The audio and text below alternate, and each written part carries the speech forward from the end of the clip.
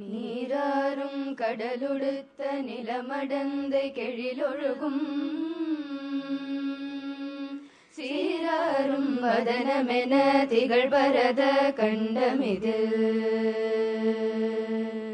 தெக்கணமும் நதி சிறந்த திராவிடன திருநாடும் தக்க சிறு பிறை நுதலும் தரிதனரும் திலகமுமே அத்திலக வாசனை போல் அனைத்துலகும் இன்பமுற எத்திசையும் புகழ் மணக்க இருந்த பெரும் தமிழனங்கே தமிழனங்கே உன் சீரிழமை திரும்பியந்து செயல் மறந்து வாழ்த்துதுமே வாழ்த்துதுமே வாழ்த்துதுமே.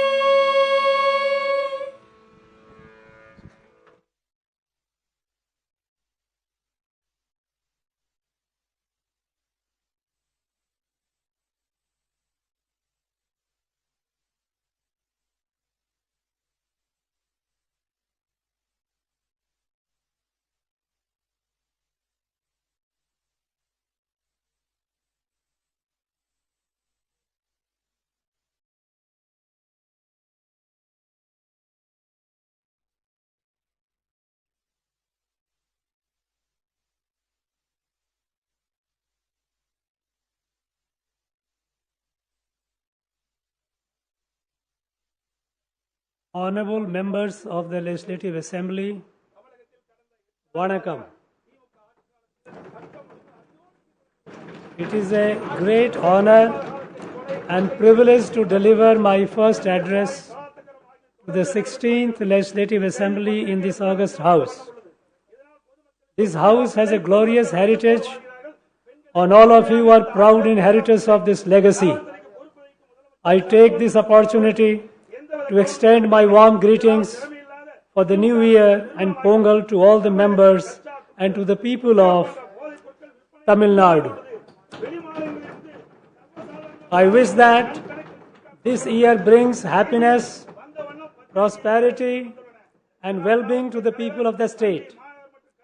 I would like to congratulate the Honorable Chief Minister Thiru M.K. Stalin for galvanizing the entire government machinery and effectively managing the second wave of the COVID pandemic by ramping up health infrastructure, ensuring availability of oxygen and essential drugs, and transforming the vaccination drive into a people's movement immediately after assuming office.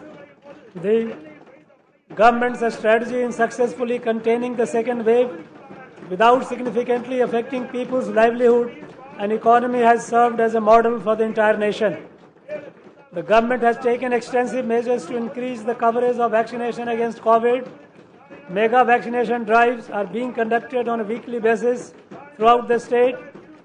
When this government assumed office, the coverage of vaccination was very low, with only 8.09% of the eligible population having been administered the first dose and 2.84% the second dose. In just 7 months, due to the concerted efforts of this government, the vaccination coverage has been increased to 86.95% for the first dose and 60.71% for the second dose, with a total of 8.55 crore doses being administered.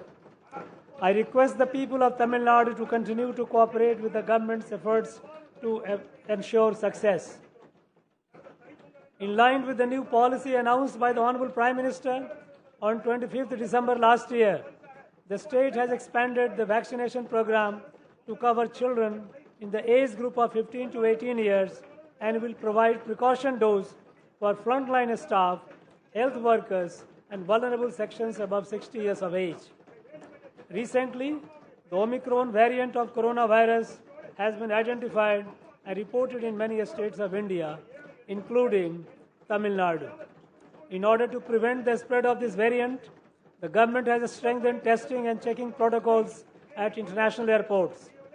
Based on the experience gained during the second wave, Tamil Nadu was one of the first states in the country in establishing facilities for genome sequencing. Further, the government is augmenting RT-PCR testing facilities installing oxygen generating PSA plants, and increasing ICU beds. The government is fully prepared to tackle the new variant and the challenges it poses. The government is providing rupees 25 lakhs ex gratia to the families of frontline workers who lost their lives due to COVID and rupees 5 lakhs to children who have lost their parents. Further, the Tamil Nadu government has ordered an ex gratia of rupees 50,000 from the State Disaster Response Fund to the kin of persons who have lost their lives due to COVID. So far, relief has been provided to 27,432 families. Heeding to the appeal of the Honorable Chief Minister, donations from various quarters have poured into the Chief Minister Public Relief Fund. So far, rupees 543 crore has been received since the government assumed office, and rupees 541.64 crore has been spent towards COVID-related activities. The Chief Minister's Comprehensive Health Insurance Scheme, which was introduced by Muthamid Arinar Kalainar, has been expanded with the annual income ceiling limit being increased from rupees 72,000 to rupees 1,20,000. The government has also extended the insurance scheme to COVID-positive patients to avail all types of treatment free of cost in private hospitals. As a result, 33,117 persons have availed treatment worth rupees 387 crore so far. The government has launched a novel scheme of providing health services at the doorsteps of people, Makkalai Thedi Maruthuvam. The scheme was launched with a total outlay of rupees 257 crore to address the increasing incidence of non-communicable diseases such as hypertension and diabetes. So far, 42,99,294 patients have benefited under this scheme. Varumam Kappom Tittam, which was launched by Muthamid Arinar Kalainar, has been revived by this government, and medical camps are being conducted throughout the state under this scheme. With a noble intention of preventing loss of precious lives due to road accidents, the government has launched Inuir Kappom Nammai Kakum 48 Tittam. Through this scheme, the government will bear the cost for critical care during the first 48 hours after the accident. In the first phase, 609 hospitals have been enrolled in this scheme. So far, 4,482 accident victims have been provided critical care. Many parts of the state, including Chennai, witnessed unprecedented rains and flooding during the northeast monsoon. Under the direct supervision of the Honorable Chief Minister, there was timely release of surplus water from dams and reservoirs as a precautionary measure. It is praiseworthy that the Honorable Chief Minister led from the front, personally visiting the affected districts and ensuring that immediate relief was provided to the affected people. Due to meticulous planning, deft management, and effective supervision, the loss of life has been minimized. However, there has been extensive damage to roads, bridges, water bodies, and crops. The government has submitted detailed memoranda seeking funds to the tune of rupees 6,230 crores to undertake relief and restoration work. We urge that funds from National Disaster Response Fund be released immediately in order to ameliorate the effects of damage caused by the floods. In order to suggest permanent measures to prevent inundation of Chennai, an advisory committee has been constituted to give recommendations on long-term mitigation and management of flood risk. This government will implement the permanent measures recommended by the committee to prevent inundation and consequent damages. The government will distribute a gift hamper for Pongal containing 19 grocery items and sugarcane to all 2.15 crore rice ration card holders in the state at a total cost of rupees 1,297 crore, so that the people who were severely impacted by the second wave of COVID and unprecedented rains can celebrate the Pongal festival with joy. The GST compensation regime is coming to an end on 30 June 2022. After the introduction of GST, the state was not able to realize the high growth of tax collection that it had witnessed during the VAT regime. The COVID pandemic has further exacerbated this problem. The state's revenues are yet to recover, and it would adversely impact the state finances if the compensation is not extended for at least 2 more years. Therefore, this government strongly urges the GST Council and the Finance Ministry of the Government of India to continue the GST compensation at least till 30th June 2024. It is the vision of the Honorable Chief Minister to make Tamil Nadu a $1 trillion economy by the year 2030. The government has already initiated various programs and policies to achieve this vision. A detailed action plan titled Towards $1 trillion economy will be prepared to ensure that this vision is realized. The government has been taking earnest efforts to improve the ease of doing business and reduce the compliance burden for businesses and citizens. The Honorable Chief Minister has launched a new single window portal and a mobile app to facilitate its use. Further, during the last assembly session, 165 obsolete and redundant acts were repealed. In a survey conducted by a popular English weekly, our Chief Minister has been adjudged as the most popular Chief Minister in the home state in India. It is laudable that the Honorable Chief Minister has achieved this recognition within such a short span of time after taking charge. The government has remained true to the Honorable Chief Minister's commitment of providing responsive administration. At the end of the first 100 days of Uggal Togutil Mudatarmaichar scheme, the government has successfully redressed 229,216 petitions. To continue this good governance practice, the government has created a separate department, Mudalavarin Mugavari, under the direct supervision of the Honorable Chief Minister by the integrating Ungal Togutil Mudalmaichar department with CM Cell. The government is committed to uphold the glory of Tamil language. Muthamil Arinar Kalayanar had declared that the song Neerarum Kadaluduttu, penned by Manomaniyan Sundarnar, should be sung as Tamil Thai Vardu in government programs. This government has officially declared Tamil Thai Vardu as Tamil Nadu's state song and has mandated that it should be sung in an appropriate manner at the beginning of all events in educational institutions, universities, government offices, and public institutions. Steps will be taken to encourage this practice even in private institutions. Through the Engum Tamil, Edulum Tamil scheme, the uses of Tamil language will be popularized in all government institutions, private schools, shops, and commercial establishments. Necessary guidelines will be framed under the Tamil Nadu Official Language Act 1956 to implement this scheme. In order to encourage the students studying in Tamil medium, 100 textbooks in various subjects in professional courses are being translated into Tamil. The government has declared January 12 as World Tamil Diaspora Day, which will be marked by special events every year. Steps will be taken to bring together all Tamil welfare associations in different countries and in other states of India on a single platform.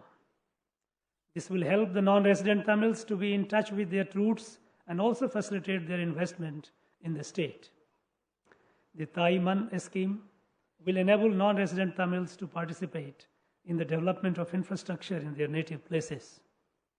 The government is committed to promote the welfare of Sri Lankan Tamils in the state. Orders have been issued for constructing 3,510 houses in the first phase at a cost of Rs 176 crore to improve living conditions in rehabilitation camps. Further, the Honorable Chief Minister has launched several schemes, including increase in cash assistance, skill training, and a scholarship, free clothes and utensils, and free gas connections for Sri Lankan Tamils. The government accords highest priority to effective maintenance of law and order in the state. 2 new police commissionerates have been created in Awadhi and Tambaram to improve policing in the Greater Chennai region. For their invaluable contribution in the effective management of COVID, 1.17 lakh police personnel were awarded rupees 5,000 each as incentive. This government places high priority on the safety of women and children. The Tamil Nadu State Policy for Children 2021 has been launched for the overall well-being of children, particularly to prevent crimes against them.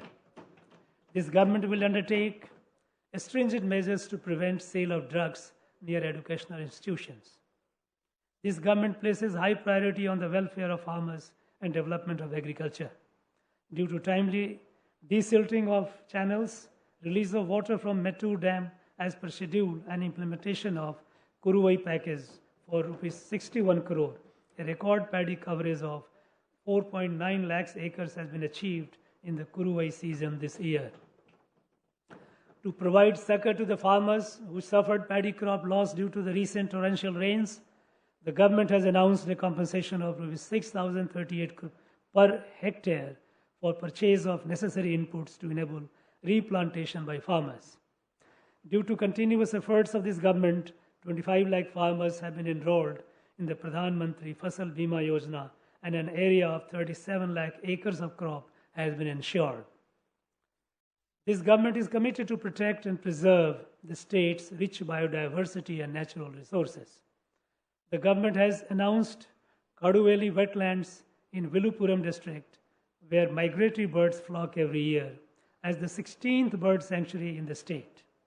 Recently, an eco park at the ecologically important Palikarnai marshland was inaugurated by the Honorable Chief Minister. The Honorable Chief Minister has launched a people's movement, Mindum Manjapai, to create awareness about the ills of single-use plastics and revive the age-old tradition of Tamils to live in harmony with nature. Though Tamil Nadu is endowed with rich mineral resources, the state government does not realize adequate revenues from mining. In fact, revenues from mining have stagnated over the last decade. In order to carry out mining in an ecologically sustainable manner and mobilize revenue for government, a natural resources management plan will be formulated. After many years, we are able to store water at the current permissible limit of 142 feet level in Mulai Periyar Dam for many days continuously. This government will take all necessary measures to restore the full reservoir level of 152 feet as per the decreed judgment of the Honorable Supreme Court. While extending constructive cooperation to neighboring states, Tamil Nadu will continue to fight for its rightful share of river waters. This government, which is committed to the welfare of farmers, will never allow construction of Meghadattu Dam by Karnataka across Kaveri River. This government recognizes the vital role played by livestock sector in supplementing farmers' income and providing nutritional security in the rural economy. 7,760 specialized veterinary health care and awareness camps will be conducted to provide free veterinary health care services, particularly in remote villages. It is the paramount duty of this government to ensure the livelihood and safety of fishermen. We strongly urge that immediate steps should be taken to release the 68 fishermen and 75 fishing boats belonging to Tamil Nadu, currently in Sri Lankan custody. To find an amicable solution to this persisting issue, we exhort the External Affairs Ministry of Government of India to take measures to resume direct talks between Indian and Sri Lankan fishermen. To further safeguard our fishermen from natural calamities, this government plans to establish transponders in all mechanized boats in the state to provide seamless communication system. The special allowance for fishermen during the fishing lean period has been enhanced for rupees 5,000 to rupees 6,000 per family. An amount of rupees 74 crore has been disbursed to 1.22 lakh fishermen families this year. The government is committed to providing quality education for all children. A mission mode program, Illam Thedi Kalavi, has been initiated with an initial outlay of around rupees 200 crore to bridge learning losses among students of classes 1 to 8 due to lack of access to a structured education during the lockdown. The program is implemented with the support of volunteers and the community. This program is successfully implemented in 12 districts on a pilot basis and is now being scaled up to the entire state. So far, 80,138 Elam Tadikalvi centers have been started. A massive grassroots level exercise has been undertaken to bring dropout children back to school. Using a GPS-enabled mobile application and with 80,000 surveyors drawn from various departments, 1,73,792 children have been identified and successfully enrolled in age-appropriate classes. We are conscious of the fact that the future of a country is shaped by its classrooms. The government is promoting the dual language policy by bringing together a passion for mother tongue, Tamil, and proficiency in the global language English, imbibing values of inclusive growth through social justice for all, developing scientific temper and entrepreneurial spirit for the holistic development of the young generation, and create achievers in arts, literature, and sports.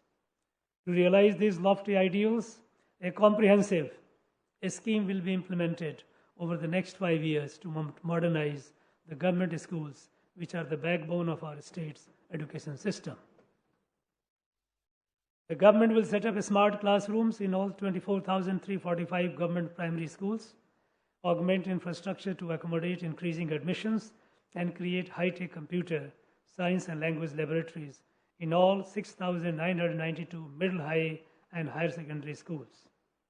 High-speed broadband, connectivity, and well-maintained, clean, and hygienic sanitary complexes will be provided in all schools. In addition, refresher training to teachers with the guidance of eminent academicians in the country and training for development of soft skills of students would be imparted. This government is committed to improving the quality of all higher education institutions in the state. Preparations have already commenced to offer high-quality IT platforms to benefit students and faculty in all universities, arts and science, and engineering colleges. The government is in the process of revamping the syllabus of higher education courses in consultation with experts to improve employability of students. Efforts will be undertaken to improve curriculum and laboratory facilities in polytechnic colleges with the help of industry partners.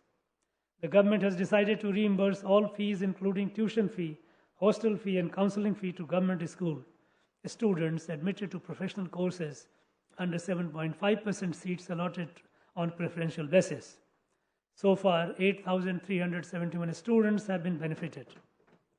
This scheme will be implemented this year at a cost of Rs 181 crore. The government envisions a data-driven decision support infrastructure for improving governance. The Data Purity Project aims to analyze data across various departments and to ensure that the benefits of government schemes reach the deserving. Implementation of e-office system is in progress, which will enable a speedy disposal and efficient management of files while improving transparency and accountability. A computerized system will be rolled out to effectively manage government assets using appropriate technologies. Tamil Nadu is evolving as a hub for data centers and has attracted an investment of around Rs 30,000 crore. With the objective of attracting more investment and to ease the establishment of data centers, the government has released a new policy, the Data Center Policy 2021. The government is committed to making Tamil Nadu the most preferred investment destination in South Asia. 3 investment conclaves have been conducted in the last 7 months, resulting in 109 MOUs being signed with a cumulative investment of Rs 56,230 crore and a potential employment generation of 1,74,999 persons. So far, projects to the tune of Rs 21,588 crore have commenced. It is commendable that the state should attract such large investment during the COVID pandemic, and is a testimony to the faith reposed by investors on the government. The Honorable Chief Minister of Tamil Nadu has released 2 new policies, Tamil Nadu Export Promotion Strategy and Tamil Nadu FinTech Policy, which will play a crucial role in achieving a $1 trillion economy by 2030. The medical devices industry has been identified as a sunrise sector, and in order to develop a comprehensive ecosystem for this industry, the government is establishing a medical devices park at Orakdam, spanning 150 acres. The state will be a pioneer by setting up the first large-scale furniture park in the country over an extent of 1,100 acres at Thoothukudi. The government has announced an attractive package of incentives for the industrial units coming up in this park. I am delighted to inform that the first phase of the park will be launched by the Honorable Chief Minister later this month. These two parks will generate employment for around 3 lakh persons. The MSME sector is a major contributor to employment and is a vital engine that propels the economic growth of the state. The government is undertaking several measures to mitigate the COVID-induced crisis and the issue of credit availability to the sector. The Tamil Nadu State Credit Guarantee Scheme of this government will not only encourage commercial banks to lend more to the MSMEs, but also spur non-banking financial companies to reduce their cost of lending. The Agro-Industrial Corridor project will commence next year and will address the industrial infrastructure deficit in Kaveri Delta districts by promoting agro-based industries. Tamil Nadu, a Small Industries Development Corporation Limited, has taken up the development of 5 new industrial estates at a cost of Rs 241 crore. It has also significantly reduced the cost of plots in 31 industrial estates to make them affordable to MSME entrepreneurs. This government is taking steps to provide latest courses in government ITIs to train students for emerging industrial sectors in collaboration with national and international agencies. Recognizing the adverse impact of COVID pandemic on weavers, this government has cleared the rebate claim of Rs 160 crore pending since the last 2 years for weavers cooperative societies. Further, several new initiatives have been undertaken, including development of an e-commerce website and TN Kadi mobile app. In order to address the problem of low voltage and overloading and to ensure provision of reliable power supply, 8,905 distribution transformers are being erected throughout the state. In order to help the farmers, the government has announced that it will provide 1 lakh new agriculture service connections this year. Despite the nationwide coal shortage and unprecedented rains, the government's tireless efforts have ensured that power supply was maintained without any interruption. The government is focused on strengthening grassroots democracy by empowering local bodies. After assuming office, this government has successfully conducted the much-delayed rural local body elections in 9 districts. Further, Gram Sabha meetings in all village panchayats were conducted on 2nd October 2021 after a long gap. This government is undertaking necessary steps to conduct urban local body elections at the earliest. To ensure holistic development of villages by providing basic amenities and infrastructure, the government has revived the Anaitu Gram Anna Marumalarchi Tittam. It is being implemented in 1997 village panchayats at a cost of Rs 1,200 crore this year. In order to inculcate reading habit and critical thinking, 4,116 libraries are being renovated at a cost of Rs 92 crore. Works to improve infrastructure and basic amenities in 145 Periyar Ninayu Samattuapurams constructed during 1997-2001 will be taken up in phases starting this year. Tamil Nadu is one of the most urbanized states in the country. With a view to upgrading infrastructure and enhancing the standards of living in urban areas, the government has launched the Kalayanar Nagarpura Membadu Tittam to construct and upgrade civic infrastructure, including roads, street lights, bus stands, crematoria, parks, and water bodies, with an allocation of Rs 1,000 crore. In order to promote people's participation in developmental schemes, the government has revived the Namakkunam Tittam.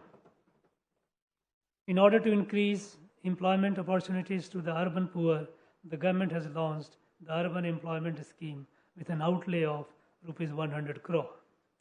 This scheme will not only act as a social safety net, but also aid in creation and maintenance of public assets.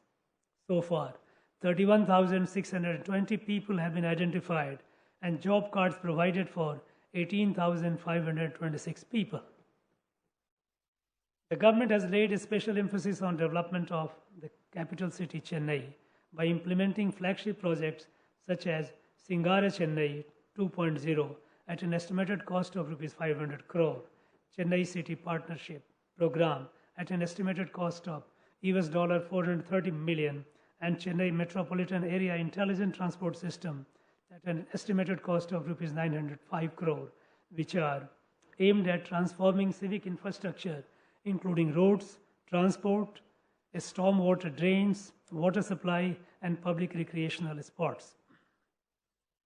It is the vision of the Honorable Chief Minister to make Tamil Nadu slum-free in the next 10 years. The change in government's approach from clearance of slums to development of urban habitat and improving livelihoods of urban poor is reflected in the renaming of Tamil Nadu Slum Clearance Board to Tamil Nadu Urban Habitat Development Board. In order to make houses more affordable to the urban poor, this government has reduced the amount of contribution payable by beneficiaries and enabled payment in easy monthly installments. Further, a new scheme, Nam Kudirippu Nam Poruppu, is being implemented to ensure proper maintenance of the tenements with the support of resident welfare associations. The government is focused on strengthening the road network in the state to promote economic and social growth. Under the Chief Minister's Road Development Program, works for widening of 894 km of roads at a cost of Rs 2,989 crore have been sanctioned this year. In order to reduce traffic congestion in Chennai, three major works, namely the vehicle underpass on Parangi Malai, Medavakkam Road, multi-level grade separator on Parangi Malai, Puna Mali, Avadi Road, and grade separator at Madhya Kailash Junction at a cost of Rs 407 crore have been sanctioned by the government. The Honorable Chief Minister launched the scheme of free bus travel for women, which has resulted in increase in women ridership from 40% to 61% in past 4 months. The scheme, which has been widely welcomed, will give a thrust to social and economic empowerment of women to ensure multimodal integration and facilitate last-mile connectivity for commuters. Minibus services have been launched from Chennai metro rail stations to different parts of the city. The government will formulate a strategy to revitalize tourism-based economy in the state, leveraging the glorious history, cultural heritage, and pristine natural beauty with which the state is blessed. A new tourism policy, including components to promote adventure tourism, will be released this year. To secure the future of children who have lost both their parents due to COVID, the government is depositing a sum of Rs 5 lakhs in the name of the child in Tamil Nadu Power Finance Corporation.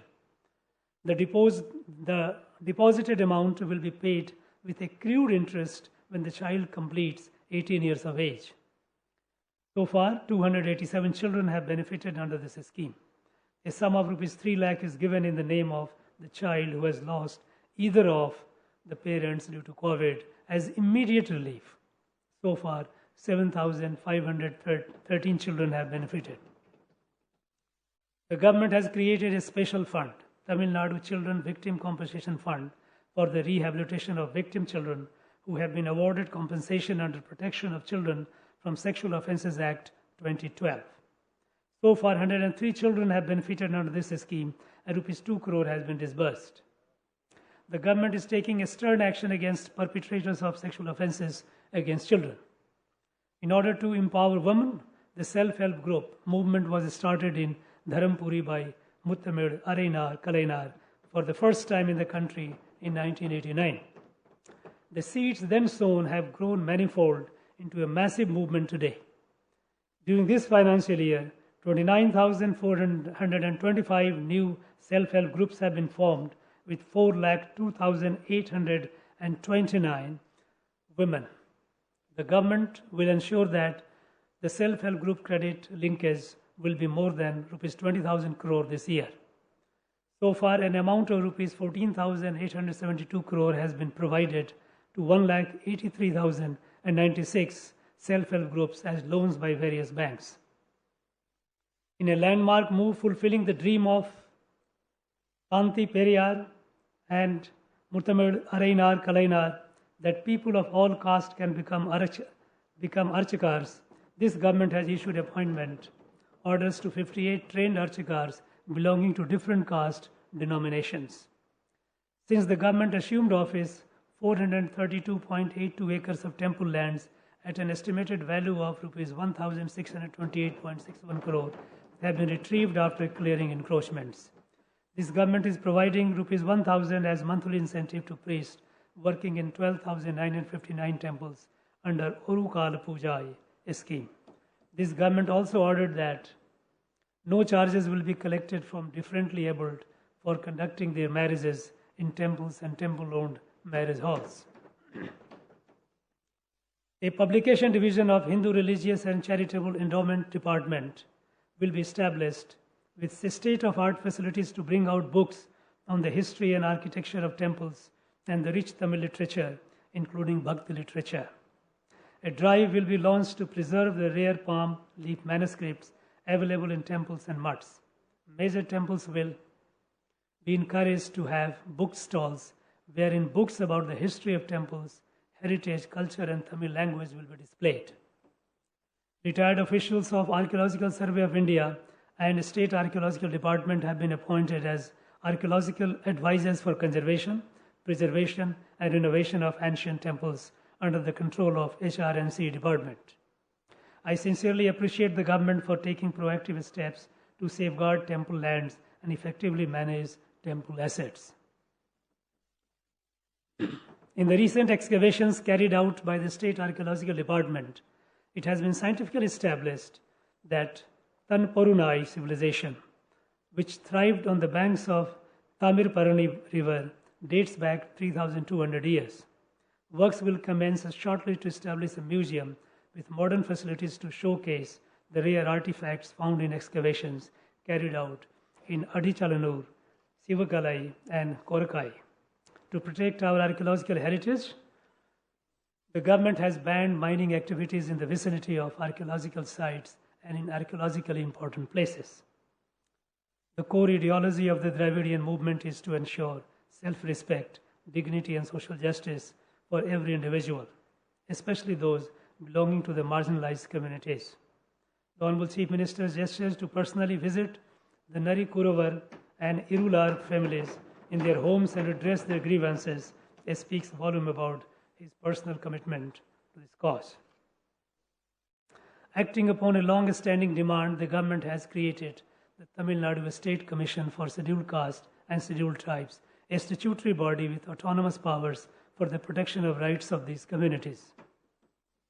This government has taken several steps, including increase in allowances, sanctioning of new hostels, and initiation of training programs for the welfare of students belonging to Adi Dravidar, scheduled tribes, backward classes, most backward classes, and denotified communities. The unrelenting efforts of the Honorable Chief Minister have made 27% reservation in other backward classes in All India quota for undergraduate and postgraduate medical courses a reality. We will take all necessary steps to ensure that similar provision is provided in all professional courses at the All India level. From the days of Justice Party, the state has been at the forefront in upholding the values of social justice and has been guiding other states on the path of humanity and progress. This government will continue to perform this historical responsibility. Entrance exams create an unequal platform by being inherently discriminatory against rural students. Hence, this government is of the firm view that all entrance exams like NEET are unnecessary for a student admission to professional courses and will continue to reiterate this position. This government is committed to the welfare and development of minorities. The scheme of providing subsidy to pilgrims undertaking Hajj and Jerusalem pilgrimage will be continued. The Citizenship Amendment Act has caused concerns amongst minorities, and this House has passed a resolution to repeal it. This government will strive to ensure that this resolution comes to fruition. The government is undertaking several measures to improve the livelihood of differently abled persons. With a view to identifying suitable job opportunities for them, all government and private establishments have been directed to publish an equal opportunity policy. Further, a new differently abled employment and livelihood center has been established to facilitate suitable employment opportunities for their economic empowerment. This government is committed to promote sporting talent among the youth of the state. To inspire and encourage sportspersons from Tamil Nadu to perform at the international level, the Honorable Chief Minister has announced a cash prize of rupees 2 crore and a job to Thiru Mariyappan Thangavelu, silver medalist in the Tokyo Paralympics.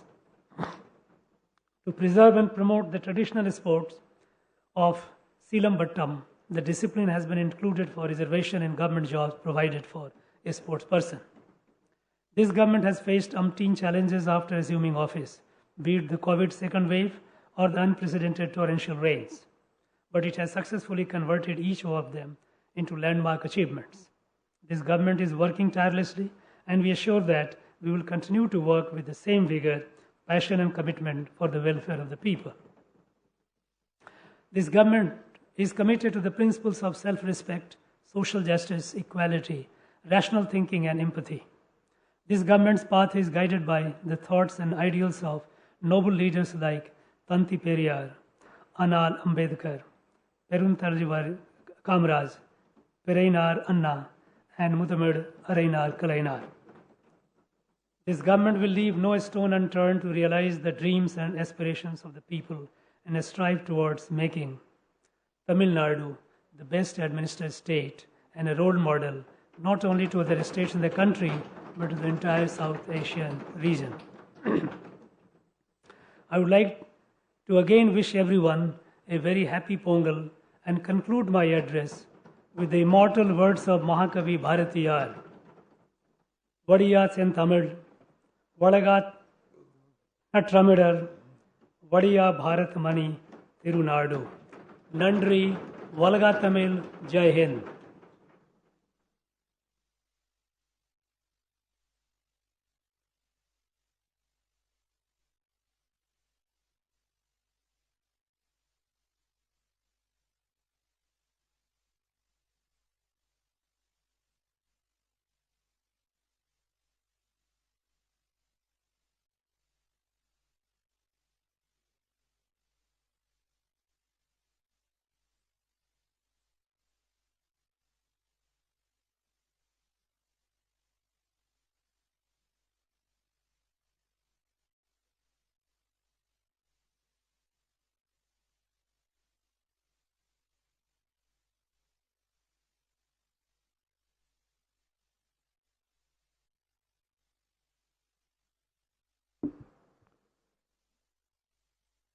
மாண்புமிகு சட்டமன்ற பேரவை உறுப்பினர்களே வணக்கம். இம்மாமன்றத்தின் 16வது சட்டமன்ற கூட்டத்திற்கு என் முதல் உரையை நிகழ்த்துவதை பெரும் பேராக கருதுகிறேன். இம்மாமன்றம் நீண்ட நெடிய பாரம்பரியமும் வரலாறும் கொண்டுள்ளது. நீங்கள் அனைவரும் இந்த பெருமைமிகு தொடர்ச்சியின் வழித்தோன்றல்கள். உங்கள் அனைவருக்கும் தமிழ்நாட்டு மக்களுக்கும் என் இனிய ஆங்கில புத்தாண்டு நல்வாழ்த்துக்களையும் பொங்கல் திருநாள் வாழ்த்துக்களையும் தெரிவித்துக் கொள்கிறேன். இப்புத்தாண்டில் தமிழ்நாட்டு மக்களின் வாழ்வில் வளமும் நலமும் பெற்று மகிழ்வுடன் வாழ உளமாற வாழ்த்துகிறேன்.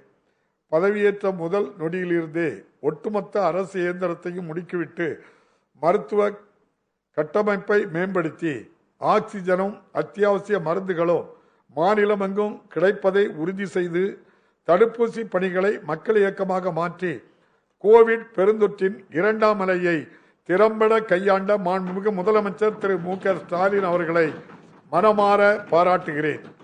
மாநிலத்தின் பொருளாதாரமும் மக்கள் வாழ்வாதாரமும் பெரும் அளவில் பாதிப்படையாமல் கொரோனா பெருந்தொற்றை இந்த அரசு வெற்றிகரமாக கட்டுப்படுத்திய முறை நமது நாட்டிற்கே முன்னோடியாக அமைந்தது. கோவிட் பெருந்தொற்றை கட்டுப்படுத்த மக்களுக்கு தடுப்பூசி செலுத்துவதற்கான பல சிறப்பு முயற்சிகளை இந்த அரசு மேற்கொண்டுள்ளது.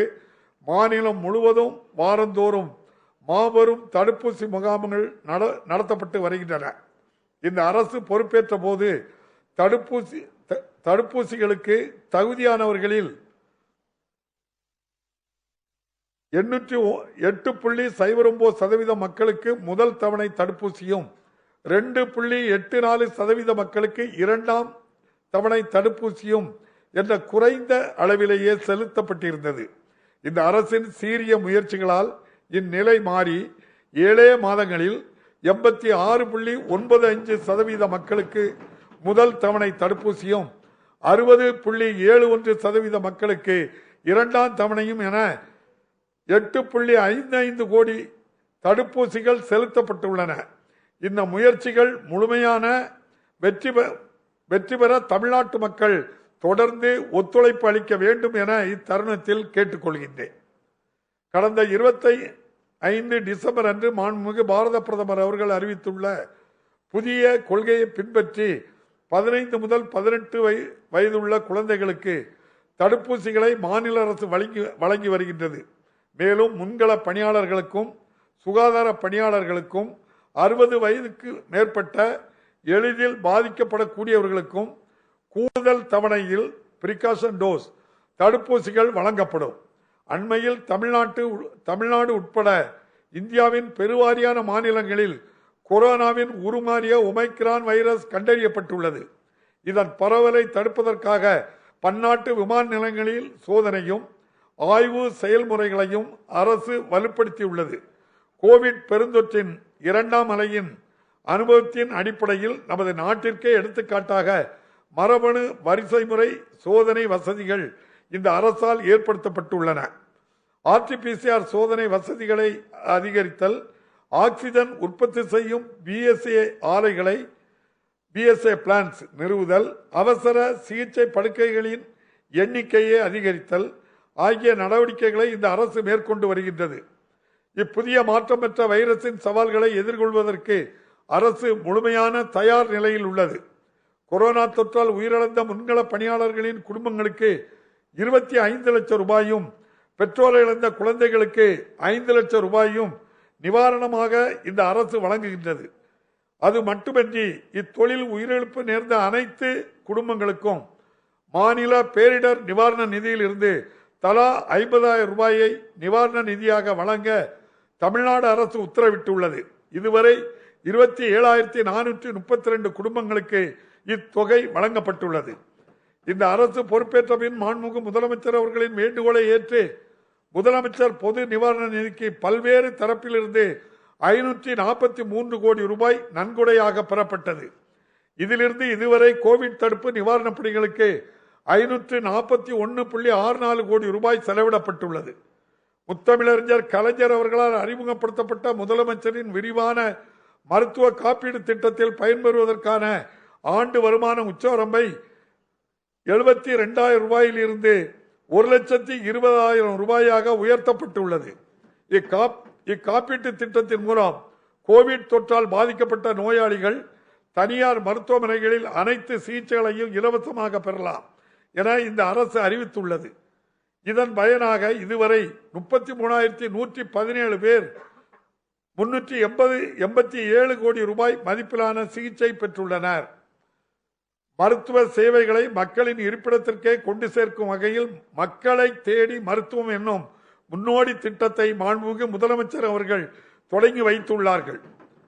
உயர் இரத்த அழுத்தம், சர்க்கரை நோய் போன்ற தொற்றா நோய்களின் தாக்கம் அதிகரித்து வருவதை தடுக்கும் வகையில் மொத்தம் 257 கோடி ரூபாய் செலவில் இத்திட்டம் தொடங்கப்பட்டுள்ளது. இதுவரை 42,99,294 நோயாளிகள் இத்திட்டத்தில் பயனடைந்துள்ளனர். முத்தமிழறிஞர் கலைஞர் அவர்களால் தொடங்கப்பட்ட வருமுன் காப்போர் திட்டத்திற்கு புத்துயிர் அளிக்கப்பட்டு மாநிலமெங்கும் மருத்துவ முகாம்கள் நடத்தப்பட்டு வருகின்றன. சாலை விபத்துகளால் ஏற்படும் விலை மதிப்பற்ற உயிர்களின் இழப்புகளை குறைக்கும் வகையில் இன்னுயிர் காப்போம் நம்மை காக்கும் 48 திட்டம் என்ற உன்னத திட்டத்தை இந்த அரசு தொடங்கியுள்ளது. இத்திட்டத்தின் வாயிலாக விபத்து ஏற்பட்ட முதல் 48 மணி நேரத்திற்குள் அளிக்கப்படும் அவசர சிகிச்சைகளுக்கான செலவை அரசே ஏற்கும். இத்திட்டத்தில் முதல் கட்டமாக 609 மருத்துவமனைகள் பதிவு செய்யப்பட்டுள்ளன. இதுவரை விபத்துகளில் சிக்கிய 4482 பேர்கள் அவசர சிகிச்சைகளை பெற்றுள்ளனர். வடகிழக்கு பருவமழை காலத்தில் சென்னை உட்பட மாநிலத்தின் பல்வேறு பகுதிகளில் வரலாறு காணாத மழைப்பொழிவும் வெள்ளப்பெருக்கும் ஏற்பட்டன. மாண்புமிகு முதலமைச்சர் அவர்களின் நேரடி மேற்பார்வையில் முன்னெச்சரிக்கையாக சரியான நேரத்தில் அணைகளிலிருந்தும் ஏரிகளிலிருந்தும் உபரி நீர் விடுவிக்கப்பட்டது. மாண்புமிகு முதலமைச்சர் அவர்களே பாதிக்கப்பட்ட மாவட்டங்களுக்கு நேரில் சென்று பார்வையிட்டு பாதிக்கப்பட்ட மக்களுக்கு உடனடியாக நிவாரணம் அளிக்கப்படுவதை உறுதி செய்து பேரிடர் நிவாரண பணிகளை முன்னின்று நடத்தியது பாராட்டுக்குரியது. துல்லியமான திட்டமிடல், திறன்மிகு மேலாண்மை, தீவிர மேற்பார்வையின் காரணமாக உயிரிழப்புகள் பெருமளவில் தவிர்க்கப்பட்டன. இருப்பினும் சாலைகள், பாலங்கள், நீர்நிலைகள் போன்ற கட்டமைப்புகளும் பயிர்களும் கடுமையாக சேதமடைந்துள்ளன. நிவாரணம் மற்றும் மறுசீரமைப்பு பணிகளை மேற்கொள்வதற்காக 6230 கோடி ரூபாய் நிதியை கோரி விரிவான கோரிக்கைகளை இந்த அரசு அளித்துள்ளது. வெள்ளத்தால் ஏற்பட்டுள்ள சேதங்களை மறுசீரமைக்க தேசிய பேரிடர் நிவாரண நிதியிலிருந்து NDRF நிதியை உடனடியாக விடுவிக்க வேண்டும் என்று வலியுறுத்துகிறோம். இனி வருங்காலங்களில் சென்னையில் வெள்ளத்தால் ஏற்படும் பாதிப்புகளை தடுப்பதற்கு நீண்டகால தடுப்பு மற்றும் மேலாண்மை குறித்த பரிந்துரைகளை வழங்குவதற்கென ஆலோசனை குழு ஒன்று அமைக்கப்பட்டுள்ளது. இந்த குழுவின் அறிக்கையை பெற்று வெள்ளத்தில் ஏற்படும் பாதிப்புகளை தணிப்பதற்காக பரிந்துரைக்கப்பட்ட நீண்டகால நடவடிக்கைகளை இந்த அரசு செயல்படுத்தும்.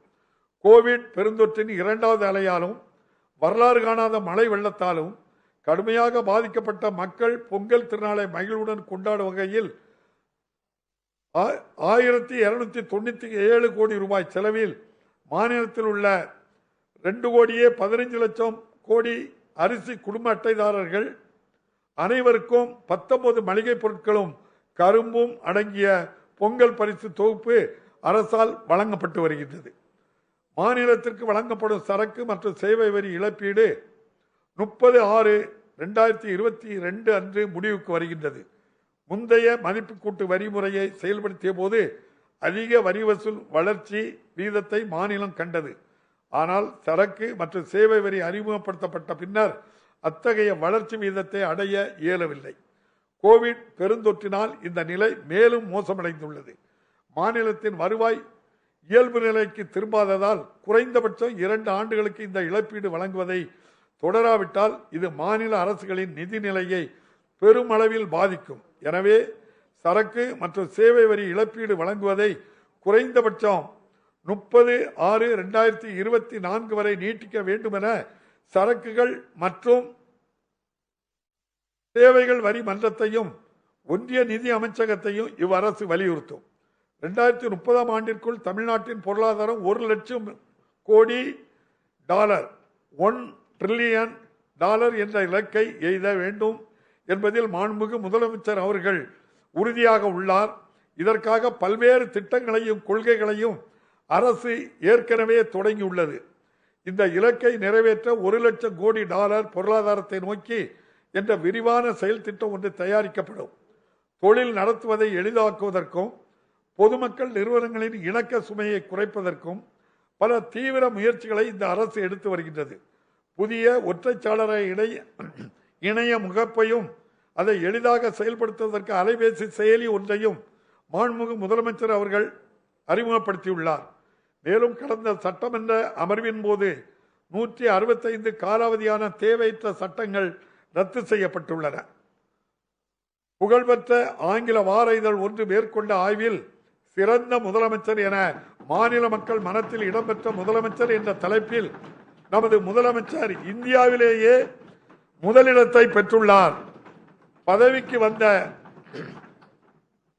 மிக குறுகிய காலத்திலேயே இத்தகைய சாதனை புரிந்துள்ளது மிகவும் பாராட்டிற்குரியது. மக்களின் குறைகளை உடனுக்குடன் தீர்ப்போம் என்று மாண்புமிகு முதலமைச்சர் அவர்கள் அளித்த வாக்குறுதியை நினைவில் கொண்டு இந்த அரசு செயல்படுகிறது. உங்கள் தொகுதியில் முதலமைச்சர் திட்டத்தின் மூலம் 100 நாட்கள் முடிவில் 2,29,216 மனுக்களுக்கு மன நிறைவு அளிக்கும் வகையில் தீர்வுகள் காணப்பட்டன. அரசின் இந்த சீரிய நிர்வாகம் சிறப்புற தொடரும் நோக்கத்தில் உங்கள் தொகுதியில் முதலமைச்சர் துறையையும் முதலமைச்சரின் தனிப்பிரிவையும் சிஎம் செல் இணைத்து மாண்புமிகு முதலமைச்சர் அவர்களின் நேரடி மேற்பார்வையின் கீழ் முதல்வரின் முகவரி என்ற தனித்துறை ஒன்றை இந்த அரசு உருவாக்கியுள்ளது. தமிழ் மொழியை போற்றி அதன் செம்மையை நிலைநாட்டுவதில் இந்த அரசு உறுதியாக உள்ளது.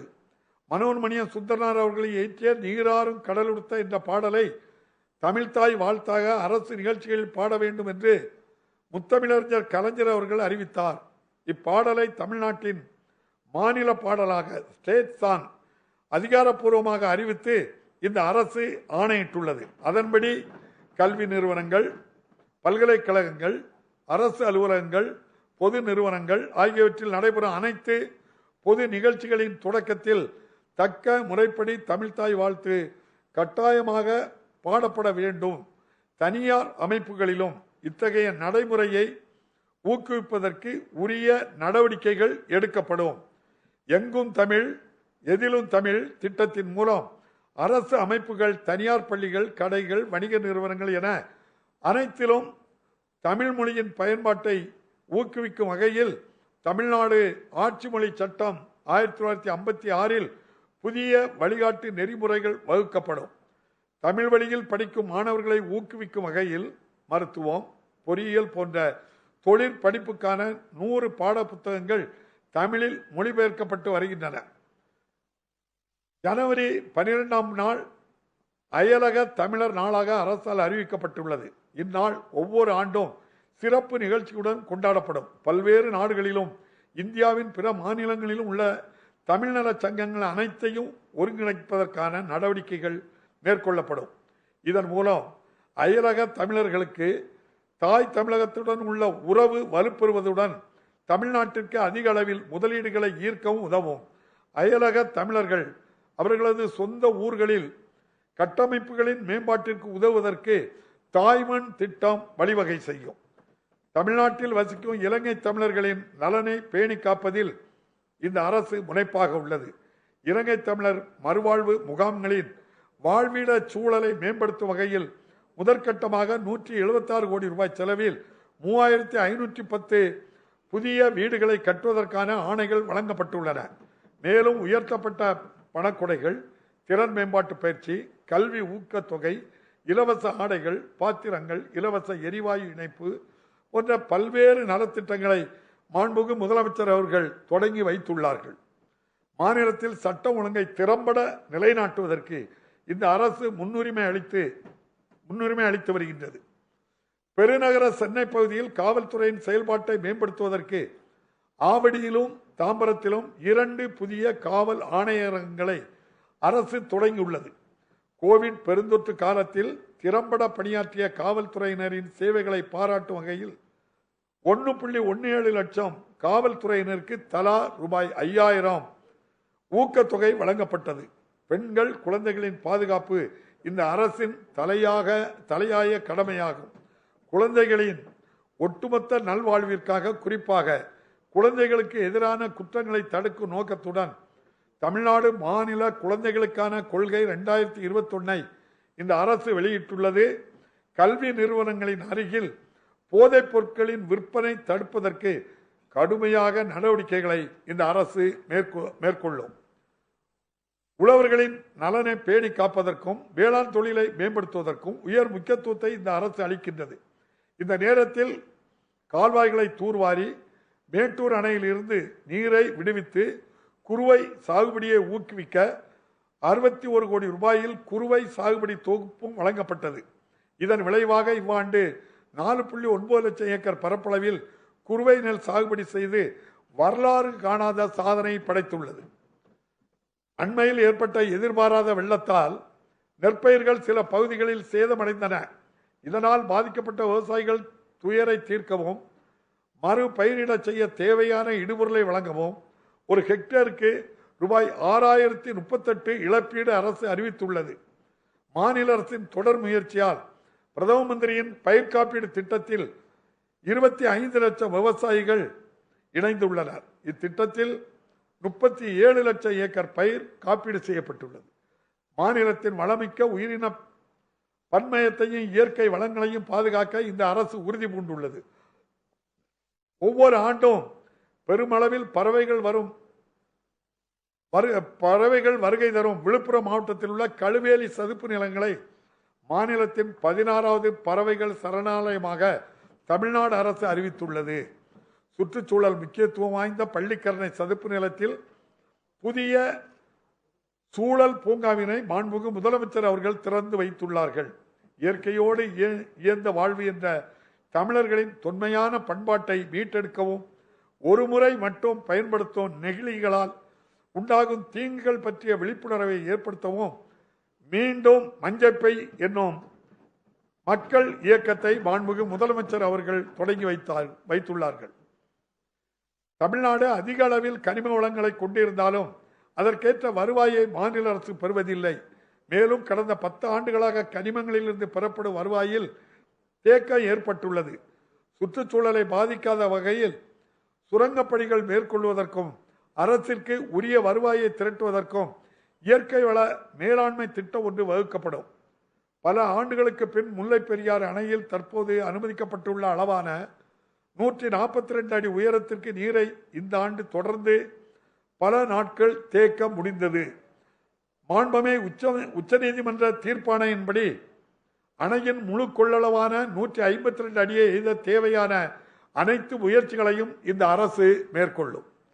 அண்டை மாநிலங்களுக்கு ஆக்கப்பூர்வமான ஒத்துழைப்பை வழங்கும் அதே வேளையில் நதிநீர் பங்கீட்டில் தனது உரிமைகளை ஒருபோதும் கைவிடாமல் தனது நியாயமான பங்கிற்காக தமிழ்நாடு தொடர்ந்து போராடும். காவிரி ஆற்றில் கர்நாடக அரசால் மேகதாதுவில் அணை கட்டும் திட்டத்தை உழவர்களின் நலன் மீது அக்கறை கொண்ட இந்த அரசு ஒருபோதும் அனுமதிக்காது. கிராமப்புற பொருளாதாரத்தில் உழவர்களின் வருவாயை பெருக்குவதிலும் ஊட்டச்சத்து பாதுகாப்பினை உறுதி செய்வதிலும் கால்நடை வளர்ப்பு வைக்கும் முக்கியமான பங்கை இந்த அரசு நன்கு அறியும். இலவச கால்நடை மருத்துவ வசதிகளை வழங்குவதற்காக குறிப்பாக தொலைதூர கிராமங்களில் 7760 சிறப்பு கால்நடை மருத்துவ விழிப்புணர்வு முகாம்கள் நடத்தப்படும். நமது மீனவர்களின் வாழ்வாதாரத்தையும் பாதுகாப்பையும் உறுதி செய்வது இந்த அரசின் முக்கிய குறிக்கோளாகும். தற்போது இலங்கையில் காவலில் உள்ள தமிழ்நாட்டைச் சேர்ந்த 68 மீனவர்களையும் 75 மீன்பிடி படகுகளையும் விடுவிப்பதற்கு தேவையான அனைத்து நடவடிக்கைகளையும் உடனடியாக எடுக்க வேண்டும் என்று வலியுறுத்துகின்றோம். தொடர்ந்து ஏற்படும் இந்நிகழ்வுகளுக்கு சுமூகமான தீர்வு காண இந்திய மீனவர்களுக்கும் இலங்கை மீனவர்களுக்கும் நேரடி பேச்சுவார்த்தை மீண்டும் தொடங்க ஆவணம் செய்ய வேண்டும் என்று வெளியுறவுத்துறை அமைச்சகத்தை கேட்டுக்கொள்கிறோம். மேலும் இயற்கை சீற்றங்களில் இருந்து நமது மீனவர்களை பாதுகாப்பதற்காக தடையில்லா தகவல் தொடர்பு அமைப்புகளை வழங்க மாநிலத்தில் உள்ள அனைத்து இயந்திர படகுகளிலும் தகவல் தொடர்பு கருவிகளை டிரான்ஸ்பாண்டர்ஸ் நிறுவ இந்த அரசு திட்டமிட்டுள்ளது. மீன்பிடி குறைவு காலத்தில் மீனவர்களுக்கு வழங்கப்படும் சிறப்பு உதவித்தொகை ஒரு குடும்பத்துக்கு ரூபாய் 5000 இருந்து 6000 ரூபாயாக உயர்த்தப்பட்டு இந்த ஆண்டில் 1.22 லட்சம் மீனவர் குடும்பங்களுக்கு ரூபாய் 74 கோடி ரூபாய் வழங்கப்பட்டுள்ளது. அனைத்து குழந்தைகளுக்கும் தரமான கல்வியை வழங்குவதில் அரசு உறுதியாக உள்ளது. ஊரடங்கு காலத்தின் போது மாணவர்கள் பள்ளிக்கூட செல்ல இயலாததால் 1 முதல் 8 வகுப்பு மாணவர்களுக்கு ஏற்பட்ட கற்றல் இழப்புகளை ஈடு செய்வதற்காக இல்லம் தேடி கல்வி என்ற முன்னோடி திட்டம் சுமார் 200 கோடி ரூபாய் மதிப்பீட்டில் தொடங்கப்பட்டுள்ளது. மக்களின் பங்களிப்புடன் தன்னார்வலர்கள் மூலமாக 12 மாவட்டங்களில் முன்மாதிரி அடிப்படையில் சிறப்பாக செயல்பட்டு வரும் இத்திட்டம் தற்போது மாநிலம் முழுவதும் விரிவுபடுத்தப்பட்டு வருகின்றது. இதுவரை 80,138 இல்லந்தேடி கல்வி மையங்கள் தொடங்கப்பட்டுள்ளன. இடைநின்ற குழந்தைகள் மீண்டும் பள்ளிக்கு அழைத்து வருவதற்கான நடவடிக்கை பெருமளவில் மேற்கொள்ளப்பட்டுள்ளன. பல்வேறு துறைகளைச் சேர்ந்த 80,000 அலுவலர்களை பயன்படுத்தி GPS செயலி வாயிலாக முறையாக கணக்கெடுத்து 1,73,792 குழந்தைகள் அவர்களின் வயதுக்கு ஏற்ற வகுப்புகளில் வெற்றிகரமாக சேர்க்கப்பட்டுள்ளனர். ஒரு நாட்டின் எதிர்காலம் வகுப்பறைகளில்தான் வடிவமைக்கப்படுகிறது என்பதை நமது அரசு நன்கு உணர்ந்துள்ளது. தாய்மொழி பற்றும் உலகை வெல்ல உதவும் ஆங்கிலமும் இணைந்த இருமொழி கொள்கை அனைவரையும் உள்ளடக்கிய வளர்ச்சியை உறுதி செய்யும் சமூக நீதி பார்வை அறிவியல் வழி சிந்தனையும் தொழில் முனையும் திறனும் படைத்த இளைஞர்கள் சமுதாயம் கலை இலக்கியம் விளையாட்டு என பன்முக திறன் கொண்ட வெற்றியாளர்களை உருவாக்குவதில் ஆகியவற்றை முதன்மை இலக்குகளாக முன்வைத்து செயலாற்றிட பல்வேறு முயற்சிகளை எடுத்து வருகிறோம். இந்த உரிய நோக்கங்களுக்கு செயல் வடிவம் தந்திடும் வகையில் மாநில கல்வி அமைப்பின் முதுகெலும்பாய் திகழும் அரசு பள்ளிகளை நவீனமாக்கிட ஒரு மாபெரும் திட்டம் அடுத்த 5 ஆண்டுகளில் செயல்படுத்தப்படும். தமிழ்நாட்டில் உள்ள 24,345 அரசு தொடக்க பள்ளிகள் அனைத்திலும் திறன்மிகு வகுப்பறைகள் ஸ்மார்ட் கிளாஸ் ரூம்ஸ், உயர்ந்து வரும் மாணவர் சேர்க்கைக்கேற்ப புதிய கட்டடங்கள் 6,992 நடுநிலை உயர்நிலை மேல்நிலை பள்ளிகளிலும் உயர் தொழில்நுட்ப கணினி ஆய்வகங்கள் நவீன அறிவியல் மற்றும் தொழில் ஆய்வகங்கள் அனைத்து பள்ளிகளுக்கும் அகன்ற அலைவரிசை பிராட்பேண்ட் வசதி தூய்மையான பராமரிப்புடன் கூடிய சுகாதார வளாகங்கள் உருவாக்கப்படும். இவை மட்டுமன்றி நாட்டின் தலைசிறந்த கல்வியாளர்களின் வழிகாட்டுதலுடன் ஆசிரியர்களுக்கான புத்தாக்க பயிற்சிகளும் மாணவர்களுக்கான மென்திறன் வளர்ப்பும் பயிற்சிகளும் வழங்கப்படும். மாநிலத்தில் உள்ள அனைத்து உயர்கல்வி நிறுவனங்களின் தரத்தை மேம்படுத்த இந்த அரசு முனைந்துள்ளது. கலை மற்றும் அறிவியல் பொறியியல் கல்லூரிகள் அனைத்து பல்கலைக்கழகங்களில் உள்ள பேராசிரியர்களும் மாணவர்களும் பயனடையும் வகையில் உயர்தர கல்வி தொழில்நுட்ப தளங்களை அமைப்பதற்கான நடவடிக்கைகள் தொடங்கப்பட்டுள்ளன. மாணவர்களுக்கு வேலைவாய்ப்பை உருவாக்கி தரும் வகையில் வல்லுநர்களுடன் கலந்து ஆலோசித்து உயர்கல்வி பாடத்திட்டத்தை மறுசீரமைக்கவும் அரசு முயற்சி செய்து வருகின்றது. இது தவிர தொழில்துறையின் உதவியுடன் பல் தொழில்நுட்ப கல்லூரிகளில் பாடத்திட்டத்தையும் ஆய்வக வசதிகளையும் மேம்படுத்த நடவடிக்கைகள் மேற்கொள்ளப்படும். முன்னுரிமை அடிப்படையில் 7.5% ஒதுக்கீட்டில் பொறியியல் போன்ற தொழிற்படிப்புகளில் சேரும் அரசு பள்ளி மாணவர்களின் கல்வி கட்டணம், விடுதி கட்டணம், கலந்தாய்வு கட்டணம் உள்ளிட்ட அனைத்து கட்டணங்களையும் அரசே ஏற்க முடிவு செய்யப்பட்டுள்ளது. இதனால் இதுவரை 8,371 மாணவர்கள் பயனடைந்துள்ளனர். இவ்வாண்டில் இத்திட்டத்தை செயல்படுத்த 181 கோடி ரூபாய் செலவிடப்பட்டுள்ளது. தரவுகளின் அடிப்படையில் முடிவுகளை எடுப்பதற்கான கட்டமைப்பை உருவாக்கி நிர்வாக திறனை மேம்படுத்துவதே அரசின் நோக்கமாகும். பல்வேறு துறைகளின் தரவுகளை ஒருங்கிணைத்து ஆராய்வதன் மூலம் அரசு திட்டங்களின் பலன்களை உரிய பயனாளிகளுக்கு கொண்டு செல்வதே தரவு தூய்மை திட்டத்தின் நோக்கமாகும். வெளிப்படைத்தன்மையையும் பொறுப்புணர்வையும் மேம்படுத்தி கோப்புகளின் மீது விரைவாக முடிவெடுக்கவும் மின் அலுவலக முறையை ஆபீஸ் செயல்படுத்துவதற்கான பணிகள் மேற்கொள்ளப்பட்டு வருகின்றன. அரசின் சொத்துக்களை திறம்பட மேலாண்மை செய்வதற்கு தகுந்த தொழில்நுட்பத்துடன் கூடிய கணினிமயமாக்கப்பட்ட அமைப்பு ஒன்றும் செயல்பாட்டிற்கு கொண்டு வரப்படும். தரவு மையங்களில் டேட்டா சென்டர்ஸ் 30,000 கோடி ரூபாய் அளவிலான முதலீட்டை ஈர்த்து தரவு மைய முதலீடுகளின் முகவரியாக தமிழ்நாடு உருவெடுத்துள்ளது. மேலும் அதிக முதலீட்டை ஈர்ப்பதற்கும் தரவு மையங்கள் அமைப்பதற்கும் எளிதாக்குவதற்கும் தரவு மைய கொள்கை 2021 என்ற புதிய கொள்கையை அரசு வெளியிட்டுள்ளது. தெற்காசியாவிலேயே முதலீடுகளுக்கு உகந்த முதல் முகவரியாக தமிழ்நாட்டை மாற்றிட இந்த அரசு உறுதியாக உள்ளது. இந்த அரசு பொறுப்பேற்ற பின் கடந்த 7 மாதங்களில் 3 முதலீட்டாளர்கள் மாநாடுகளை நடத்தியது. இதன் பயனாக 56,230 கோடி ரூபாய் முதலீட்டில் 1,74,999 நபர்களுக்கு வேலைவாய்ப்புகளை உருவாக்கக்கூடிய 109 புரிந்துணர்வு ஒப்பந்தங்கள் கையெழுத்திடப்பட்டுள்ளன. இதில் இதுவரை 21,508 கோடி ரூபாய் மதிப்பிலான திட்டங்கள் தொடங்கப்பட்டுள்ளன. கோவிட் பெருந்தொற்று காலத்திலும் கூட இத்தகைய பெருமளவு முதலீடுகளை தமிழ்நாடு ஈர்த்துள்ளது என்பது குறிப்பிடத்தக்கது. இந்த அரசின் மீது தொழில் முனைவோர்கள் கொண்டுள்ள நம்பிக்கை நற்சான்றாக அமைந்துள்ளது. தமிழ்நாடு ஏற்றுமதி ஊக்குவிப்பு கொள்கை, தமிழ்நாடு நிதிநுட்ப பின்டெக் கொள்கை ஆகிய இரண்டும் புதிய கொள்கைகளை மாண்புமிகு முதலமைச்சர் அவர்கள் வெளியிட்டுள்ளார். தமிழ்நாட்டின் பொருளாதாரம் 2030 ஆண்டிற்குள் $1,00,000 கோடி என்ற இலக்கை அடைய இக்கொள்கைகள் மிக முக்கிய பங்கு வகிக்கும். மருத்துவக் கருவிகள் உற்பத்தி துறை ஒரு வளர்ந்து வரும் துறையாக கண்டறியப்பட்டுள்ளது.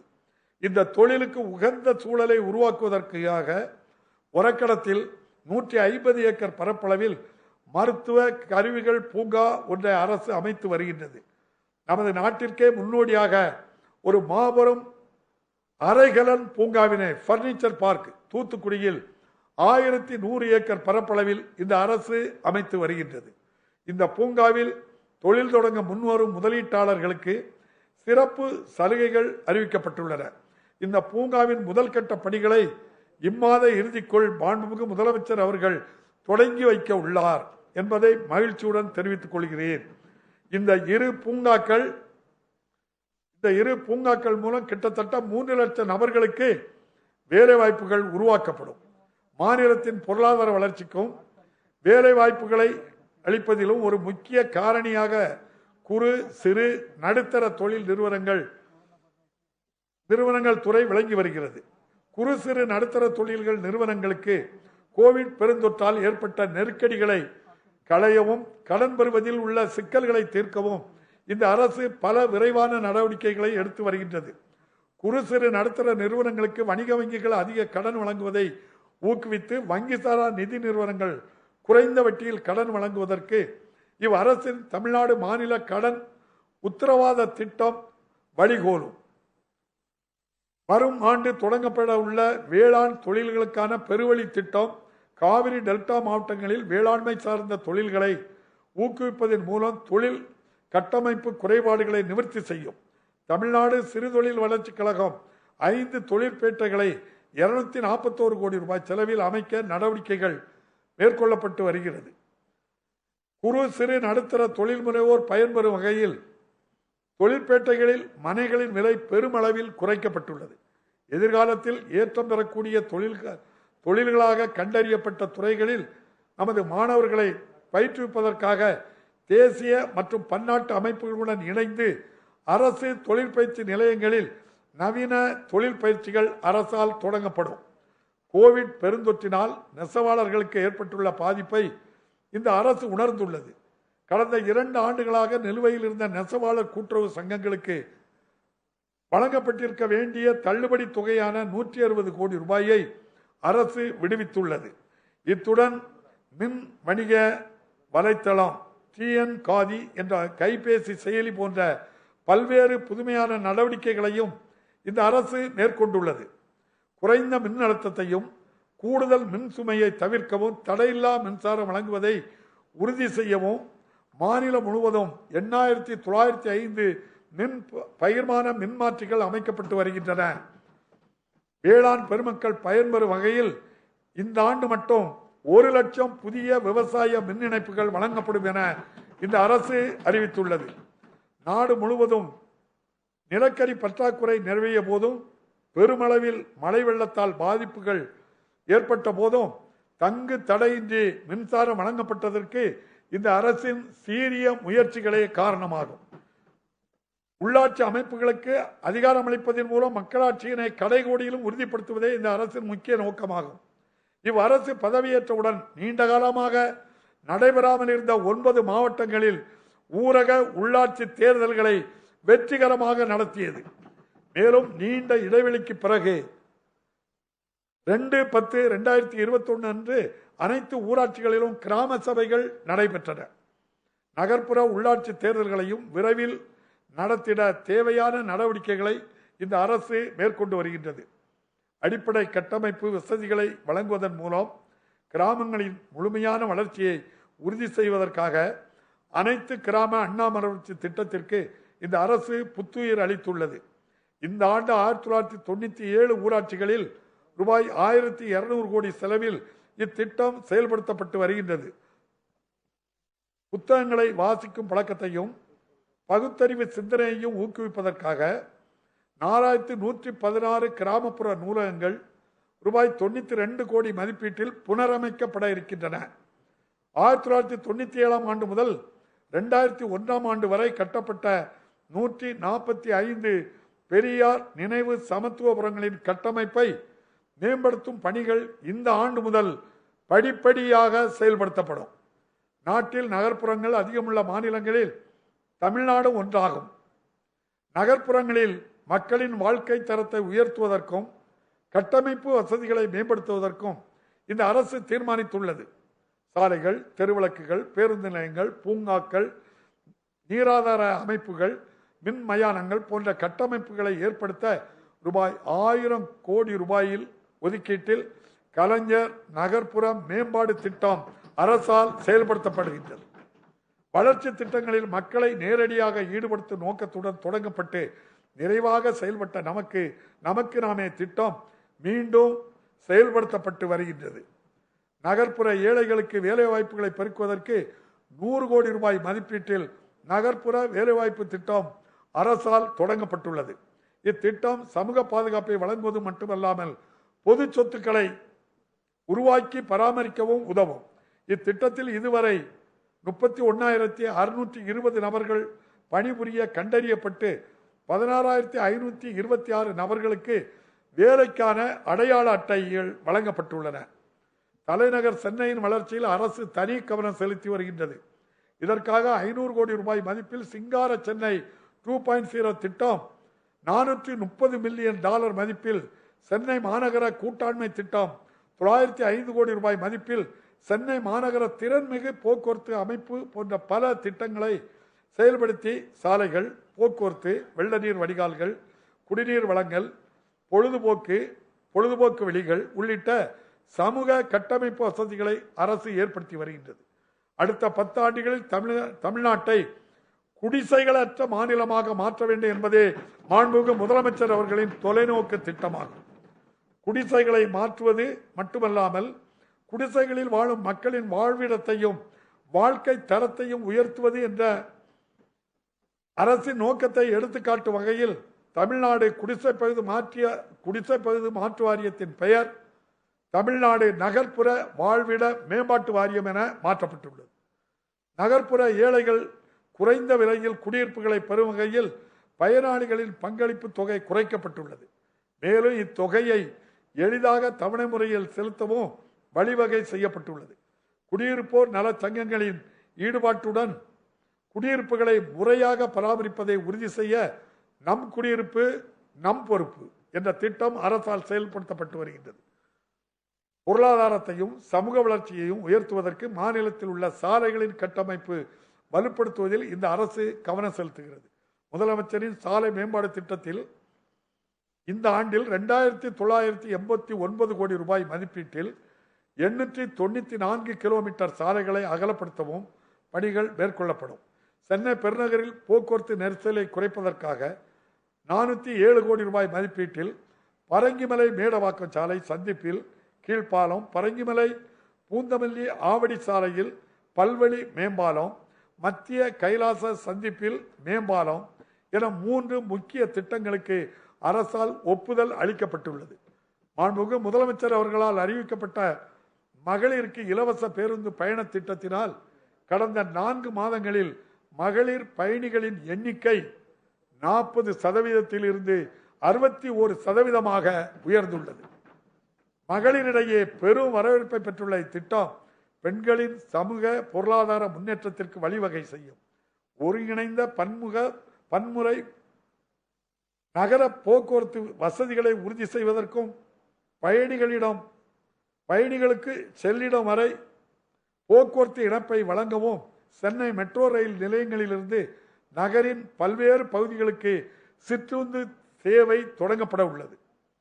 தமிழ்நாட்டின் பார்வோற்றும் வரலாறு, செழுமையான பண்பாடு, இயற்கை வளங்களின் அழகியல் ஆகியவற்றை முன்னிலைப்படுத்துவதன் வாயிலாக மாநிலத்தின் சுற்றுலா மூலம் பொருளாதாரம் பொலிவு பெறுவதற்கான திட்டம் அரசால் வகுக்கப்படும். இந்த ஆண்டு சாகச சுற்றுலாவை உள்ளடக்கிய புதிய சுற்றுலா கொள்கை வெளியிடப்படும். கொரோனா நோய் தொற்றினால் பெற்றோர் இருவரையும் இழந்த குழந்தைகளின் எதிர்காலத்தை உறுதி செய்ய ஒவ்வொரு குழந்தைகளுக்கும் 5 லட்சம் ரூபாயை தமிழ்நாடு மின்விசை நிதி மற்றும் அடிப்படை வசதி மேம்பாட்டு நிறுவனத்தில் வைப்பு தொகையாக அரசு வைத்து வருகின்றது. வைப்பீடு செய்யப்பட்ட அத்தொகை குழந்தைகள் 18 வயதை எட்டும் போது அவர்களுக்கு வட்டியுடன் வழங்கப்படும். இத்திட்டத்தின் வாயிலாக 287 குழந்தைகள் பயன்பெற்றுள்ளன. கொரோனா நோய் தொற்றினால் பெற்றோரில் ஒருவரை இழந்த குழந்தைகளுக்கு 3 லட்சம் ரூபாய் உடனடியாக நிவாரணமாக வழங்கப்படுகின்றது. இத்திட்டத்தில் இதுவரை 7513 குழந்தைகள் பயனடைந்துள்ளனர். பாலியல் குற்றங்களில் இருந்து குழந்தைகளை பாதுகாக்கும் சட்டம் 2012 கீழ் நிவாரணம் வழங்கப்பட்ட குழந்தைகளுக்கு மறுவாழ்வு அளிக்கவும் இழப்பீட்டுத் தொகை வழங்கவும் தமிழ்நாடு பாதிக்கப்பட்ட குழந்தைகளுக்கான இழப்பீட்டு நிதி என்ற ஒரு சிறப்பு நிதியை அரசு உருவாக்கியுள்ளது. இதன் மூலம் இதுவரை 103 குழந்தைகளுக்கு 2 கோடி ரூபாய் நிவாரணம் வழங்கப்பட்டுள்ளது. குழந்தைகளுக்கு எதிரான பாலியல் குற்றச் செயல்களில் ஈடுபடுவோர் மீது இந்த அரசு கடும் நடவடிக்கைகள் மேற்கொண்டு வருகின்றது. மகளிரின் மேம்பாட்டிற்காக முத்தமிழறிஞர் கலைஞர் அவர்களால் 1989 ஆண்டின் நாட்டிற்கே முன்னோடியாக தருமபுரி மாவட்டத்தில் மகளிர் சுய உதவிக்குழு இயக்கம் தொடங்கப்பட்டது. அந்த விதை இன்று ஆள்போல் தலைத்து மாபெரும் இயக்கமாக உருவெடுத்துள்ளது. இந்த நிதியாண்டில் 4,02,829 உறுப்பினர்களை கொண்ட 29,425 புதிய மகளிர் சுய உதவி குழுக்கள் அமைக்கப்பட்டுள்ளன. இந்த ஆண்டு 20,000 கோடி ரூபாய்க்கு மேலாக சுய உதவி குழுக்களுக்கு வங்கிக் கடன்கள் வழங்கப்படுவதை இந்த அரசு உறுதி செய்யும். இதுவரை 1,83,096 சுய உதவி குழுக்களுக்கு பல்வேறு வங்கிகள் மூலம் 14,872 கோடி ரூபாய் கடன் வழங்கப்பட்டுள்ளது. அனைத்து சாதியினரும் அர்ச்சகர்கள் ஆக வேண்டும் என்ற தந்தை பெரியார், முத்தமிழறிஞர் கலைஞர் ஆகியோரின் கனவை நனவாக்கும் வகையில் பல்வேறு சாதிகளைச் சேர்ந்த பயிற்சி பெற்ற அர்ச்சகர்களுக்கு பணி நியமன ஆணைகள் இந்த அரசு வழங்கியுள்ளது. இந்த அரசு பொறுப்பேற்ற பின் திருக்கோயில்களுக்கு சொந்தமான சுமார் 1,628.61 கோடி ரூபாய் மதிப்பில் 432.82 ஏக்கர் பரப்பளவு ஆக்கிரமிப்பு நிலங்கள் மீட்கப்பட்டுள்ளன. ஒரு கால பூஜை திட்டத்தில் 12,959 கோயில்களில் பணியாற்றும் அர்ச்சகர்களுக்கு மாதாந்திர ஊக்கத்தொகையாக 1000 ரூபாய் வழங்கும் திட்டம் தொடங்கப்பட்டுள்ளது. கோயில்களிலும் கோயில்களுக்கு சொந்தமான திருமண அரங்குகளிலும் மாற்றுத்திறனாளிகளின் திருமணங்களுக்கு கட்டணம் ஏதும் வசூலிக்கப்படாது என அரசு உத்தரவிட்டுள்ளது. கோயில்களின் வரலாறு, கட்டடக்கலை, பக்தி இலக்கியங்கள் உள்ளிட்ட செந்தமிழ் இலக்கியங்கள் குறித்த புத்தகங்களை வெளியிடுவதற்கு நவீன வசதிகளுடன் பதிப்பக பிரிவு இந்து சமய அறநிலைத்துறையால் அமைக்கப்படும். கோயில்களிலும் மடங்களிலும் கிடைக்கப்பெறும் அரிய பனை ஓலை சுவடிகளை பாதுகாப்பதற்கான நடவடிக்கைகள் மேற்கொள்ளப்படும். கோயில்களின் வரலாறு, மரபு, பண்பாடு, தமிழ்மொழி தொடர்பான நூல்கள் போன்றவற்றை காட்சிப்படுத்தும் புத்தக கடைகளே முக்கிய கோயில்களில் அமைத்திட ஊக்குவிக்கப்படும். இந்து சமய அறநிலைத்துறையின் கட்டுப்பாட்டில் உள்ள பாழடைந்த திருக்கோயில்களை பழமை மாறாமல் புதுப்பிக்கவும் புனரமைத்து பாதுகாத்திடவும் உரிய ஆலோசனைகளை வழங்கிட மிகுந்த அனுபவம் வாய்ந்த மத்திய மாநில தொல்லியல் துறைகளிலிருந்து ஓய்வு பெற்ற அலுவலர்கள் தொல்லியல் ஆலோசகர்களாக நியமனம் செய்யப்பட்டுள்ளனர்.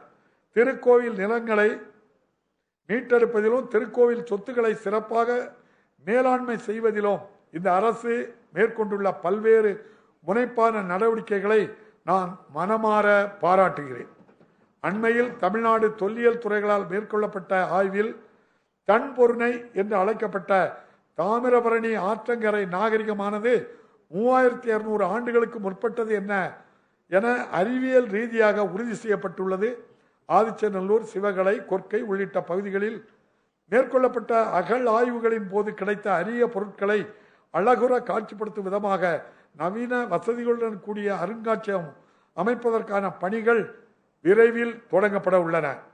தொல்லியல் களங்களை பாதுகாக்கும் வகையில் தொல்லியல் களங்களிலும் முக்கியத்துவம் வாய்ந்த தொல்லியல் இடங்களை சுற்றியுள்ள பகுதிகளிலும் சுரங்க நடவடிக்கைகளை மேற்கொள்ள அரசு தடை விதித்துள்ளது. சமூகத்தில் உள்ள ஒவ்வொரு நபருக்கும், குறிப்பாக சமூகத்தின் விளிம்பு நிலையில் உள்ளோருக்கு சுயமரியாதை, கண்ணியம் மற்றும் சமூக நீதியை உறுதிப்படுத்துவதே திராவிட இயக்கத்தின் அடிப்படை சித்தாந்தம். மாண்புமிகு முதலமைச்சர் அவர்கள் நரிக்குறவர், இருளர் ஆகியோரின் குடும்பங்கள் இருப்பிடத்திற்கே சென்று அவர்களுடைய தேவைகளை நிறைவேற்றியது போன்ற செயல்கள் விளிம்பு நிலையில் உள்ளோர் மீது அவர் வைத்திருக்கும் தனிப்பட்ட அக்கறையை வெளிப்படுத்துகின்றது. பட்டியலின பழங்குடி மக்கள் உரிமைகளை பாதுகாப்பதற்காக தன்னாட்சி அதிகாரங்களுடன் சட்டப்படி அமைக்கப்பட்ட தமிழ்நாடு ஆதிதிராவிடர் மற்றும் பழங்குடியினருக்கான மாநில ஆணையத்தை அரசு உருவாக்கியதன் மூலம் அவர்களின் நீண்டகால கோரிக்கையை நிறைவேற்றப்பட்டுள்ளது. ஆதிதிராவிடர், பழங்குடியினர், பிற்படுத்தப்பட்டோர், மிகவும் பிற்படுத்தப்பட்டோர், சீர்மரபினர் பிரிவுகளை சார்ந்த மாணவர்களின் நலன் கருதி அவர்களுக்கு அளிக்கப்படும் சலுகைகளை உயர்த்துதல், புதிய விடுதிகளுக்கு ஒப்புதல் அளித்தல், புதிய பயிற்சி திட்டங்களை தொடங்குதல் போன்ற பல்வேறு நடவடிக்கைகளை இந்த அரசு எடுத்துள்ளது. மாண்புமிகு முதலமைச்சர் அவர்களின் இடையறா முயற்சியின் பயனாக இளநிலை மற்றும் நிறைநிலை மருத்துவ படிப்புகளில் அகில இந்திய அளவிலான இடஒதுக்கீட்டில் இதர பிற்படுத்தப்பட்டோருக்கு OBCSக்கு 27% இடஒதுக்கீடு சாத்தியமானது. இது போன்ற அனைத்து தொழில் படிப்புகளிலும் அகில இந்திய அளவில் இதர பிற்படுத்தப்பட்டோருக்கு 27% இடஒதுக்கீட்டை உறுதி செய்ய தேவையான நடவடிக்கைகளை இந்த அரசு மேற்கொள்ளும். இவ்வாறு நீதி கட்சியின் காலத்திலிருந்தே சமூக நீதி கருத்துக்களை முன்வைத்து மானுடம் வெல்லும் பாதையில் மற்ற மாநிலங்களை வழிநடத்தி செல்லும் தமிழ்நாட்டின் வரலாற்று பொறுப்பை இந்த அரசு நிறைவேற்றும். பொதுவாக நுழைவுத் தேர்வுகள் கிராமப்புற மாணவர்களுக்கு ஒரு சமனற்ற தளத்தையும் பாதிப்புகளையும் ஏற்படுத்துகின்றன. எனவே தொழில் படிப்புகளில் மாணவர்களின் சேர்க்கைக்கு நீட் போன்ற நுழைவுத் தேர்வுகள் தேவையற்றன என்று இந்த அரசு நிலைப்பாட்டை தொடர்ந்து வலியுறுத்தினோம். சிறுபான்மையினர் நலனையும் வளர்ச்சியையும் பேணி காப்பதில் இந்த அரசு உறுதியாக உள்ளது.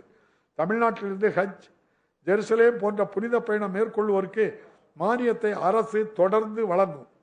சிறுபான்மையினரை கவலையடை செய்த குடியுரிமை சட்டத்தினை திரும்ப பெற வேண்டும் என்ற இம்மாமன்றம் தீர்மானம் நிறைவேற்றியுள்ளது.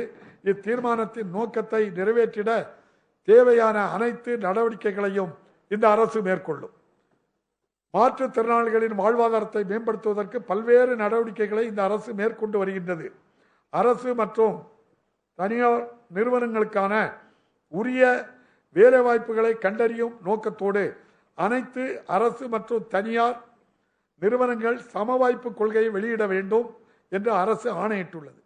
மாற்றுத்திறனாளிகளின் பொருளாதார நிலையை உயர்த்தி அவர்களுக்கு ஏற்ற வேலைவாய்ப்புகளை கண்டறிய மாற்றுத்திறனாளிகள் வேலைவாய்ப்பு மற்றும் வாழ்வாதார மையம் ஒன்றை இந்த அரசு உருவாக்கியுள்ளது. மாநிலத்தில் உள்ள இளைஞர்களின் விளையாட்டு திறனை ஊக்குவிக்க இந்த அரசு விளைகிறது. உலக அளவில் நம் மாநில விளையாட்டு வீரர்கள் பங்கேற்பதை ஊக்குவிக்கும் வகையில் டோக்கியோவில் நடைபெற்ற பாரா ஒலிம்பிக் போட்டியில் வெள்ளிப்பதக்கம் வென்ற திரு மாரியப்பன் தங்கவேலு அவர்களுக்கு மாண்புமிகு முதலமைச்சர் அவர்கள் 2 கோடி ரூபாய் ரொக்க பரிசையும் பணி ஆணையையும் வழங்கியுள்ளார்கள். தமிழ்நாட்டின் பாரம்பரிய விளையாட்டான சிலம்பாட்டத்தினை பாதுகாக்கவும் ஊக்குவிக்கவும் விளையாட்டு வீரர்களுக்கான அரசு பணி இடஒதுக்கீட்டில் சிலம்பாட்டமும் சேர்க்கப்பட்டுள்ளது. இந்த அரசு பதவியேற்ற பின் கொரோனா பெருந்தொற்றின் 2ஆம் அலை, எதிர்பாராத மழைப்பொழிவு என எதிர்கொண்ட அனைத்து சோதனைகளையும் வென்று அவற்றை சாதனைகளாக மாற்றி மக்களின் நலனிற்காக அயராது செயல்படும் அரசாக இந்த அரசு இயங்குகின்றது. இதே வேகத்துடனும் துல்லியத்துடனும் ஒவ்வொரு நாளும் செயல்படுவோம் என்று உறுதியேற்கிறோம். சுயமரியாதை, சமூக நீதி, சமத்துவம், பகுத்தறிவு, அன்புடைமை போன்ற தத்துவங்களை இந்த அரசு கடைபிடித்து வருகின்றது. தந்தை பெரியார், அண்ணல் அம்பேத்கர், பெருந்தலைவர் காமராஜர், பேரறிஞர் அண்ணா, முத்தமிழறிஞர் கலைஞர் ஆகிய உன்னதமான தலைவர்களின் சிந்தனைகள் இந்த அரசின் வழித்தடத்தை தீர்மானிக்கின்றன. மக்களின் எதிர்பார்ப்புகளையும் கனவுகளையும் தொடர்ந்து நிறைவேற்றி இந்தியாவிலேயே மிகச் சிறப்பாக நிர்வகிக்கப்படும் மாநிலம் மட்டுமின்றி தெற்காசிய நாடுகளுக்கே முன்னுதாரணமாக நமது மாநிலத்தை உருவாக்குவோம். மீண்டும் உங்கள் அனைவருக்கும் என் பொங்கல் நல்வாழ்த்துக்களை தெரிவித்துக் கொண்டு காலத்தை வென்ற மகாகவி பாரதியாரின் கவிதை வரிகளுடன் என் உரையை நிறைவு செய்கிறேன். வாழிய செந்தமிழ், வாழ்க நற்றமிழர், வாழிய பாரத மணித்திருநாடு. நன்றி, வணக்கம்.